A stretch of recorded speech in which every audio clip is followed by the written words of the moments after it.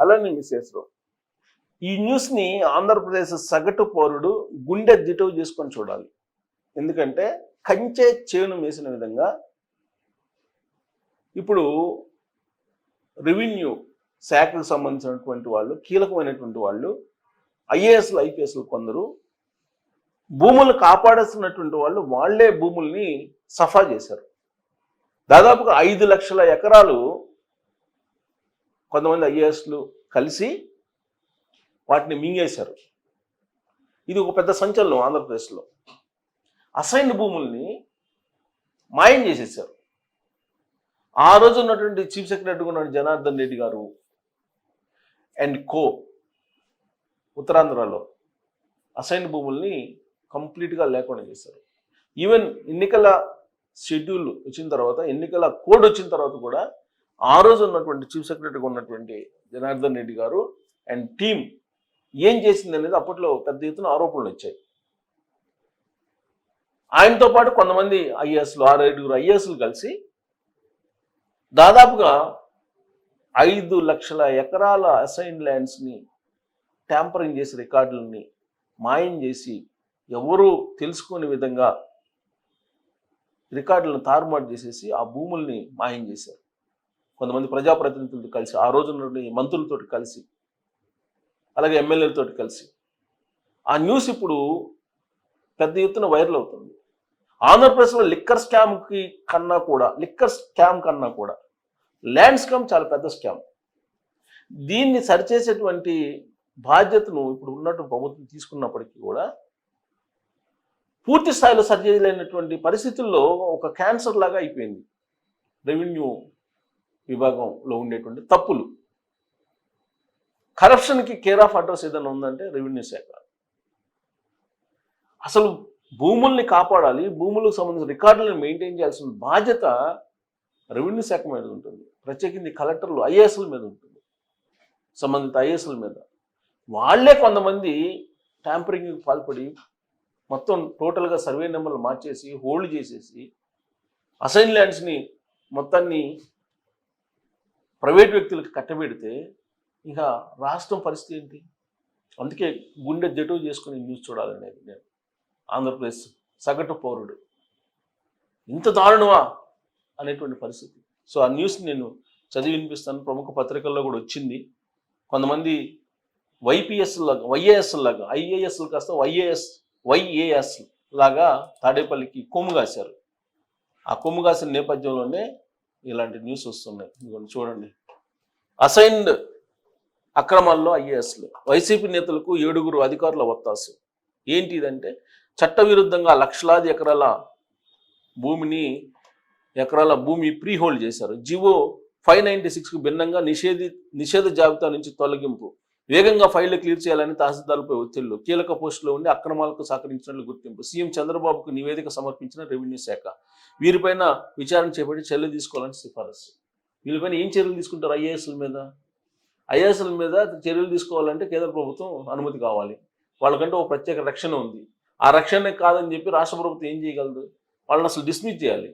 ఇప్పుడు కొంతమంది ఐఏపీఎస్లు కానీ ఐఏఎస్లు కానీ ఫ్రాడ్కి చేసినప్పుడు వాళ్ళని డిస్మిస్ చేయాలి, కానీ డిస్మిస్ చేసే పరిస్థితి లేదు.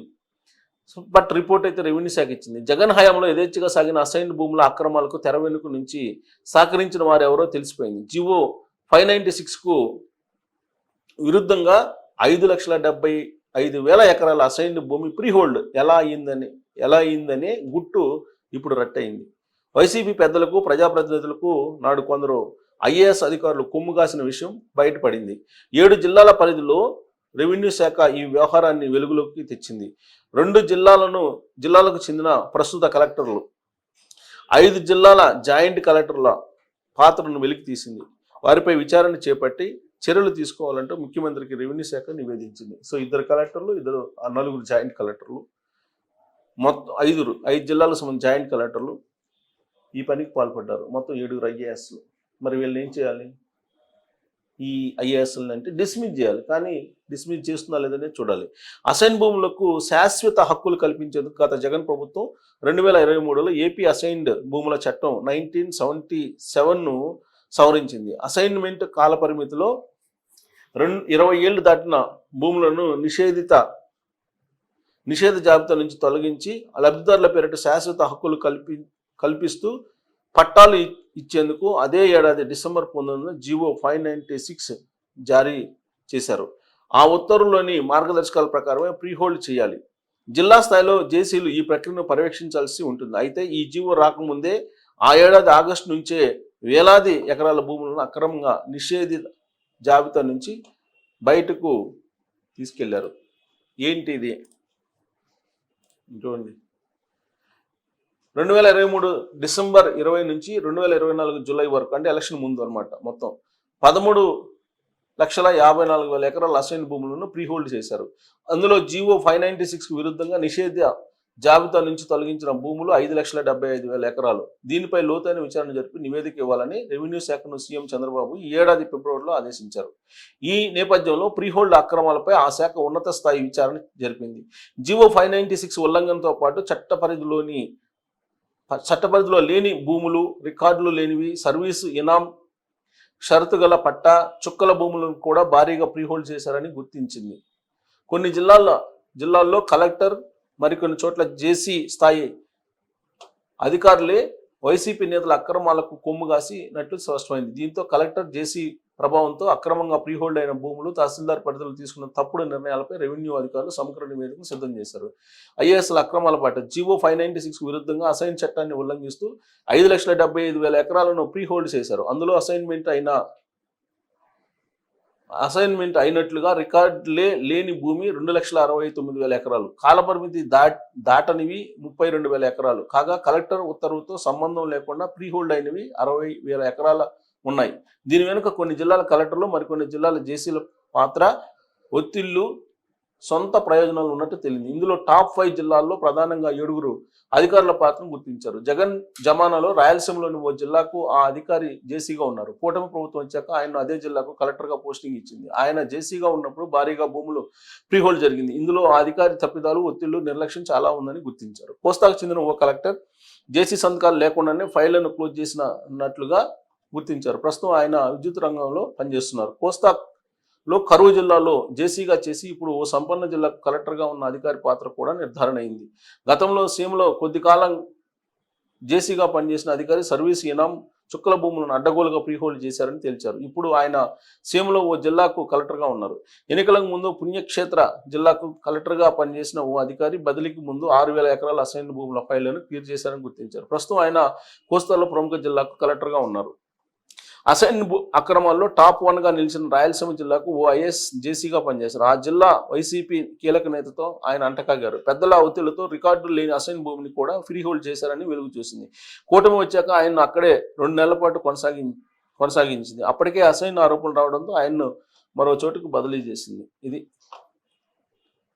ఉత్తరాంధ్ర ఓ జిల్లాకు ఆయన జేసీగా ఉన్నారు. జగన్ హయాంలో నాటి ప్రభుత్వ పెద్దలు, ఓ ముఖ్య అధికారి, ఆయన అల్లుడు, కుమారుడు, ఇతర కీలక వ్యక్తులు ఆ జిల్లా కేంద్రంలో భారీగా భూములు కొన్నారు. 100 ఎకరాల అసైన్ భూములు కొనుగోలు చేసేందుకు ఒప్పందాలు చేసుకున్నారు. జిల్లా కీలక అధికారిగా ఉన్న ఈయనే ఈ భూములకు సంబంధించిన సమాచారం వారికి అందించారన్న ఫిర్యాదులు ఉన్నాయి. ఇప్పటికీ ఆయనే అదే పోస్టులో ఉండడంతో ఆ జిల్లాలో అసైన్ భూముల అక్రమాలు లేదని నివేదికలు వచ్చాయి. దీంతో సర్కారు కూడా విస్మయానికి గురైంది. ఆ అధికారిని కొనసాగించడం వల్లే అక్రమాలు బయటకు రావడం లేదని రెవెన్యూ శాఖ నివేదికలో పేర్కొన్నట్టు తెలిసింది.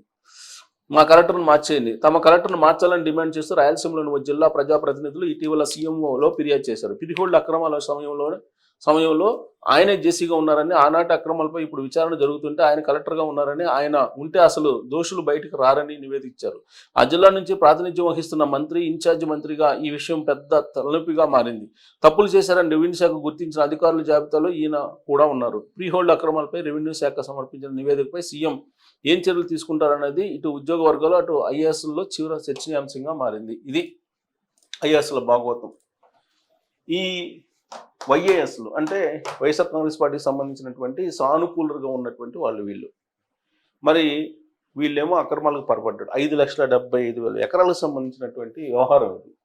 మరి దీన్ని ఈ ప్రభుత్వం ఛాలెంజ్ తీసుకొని న్యాయం చేస్తుందా లేదా అనే దాని మీద మీరు ట్రోల్ చేయొచ్చు. Thank you.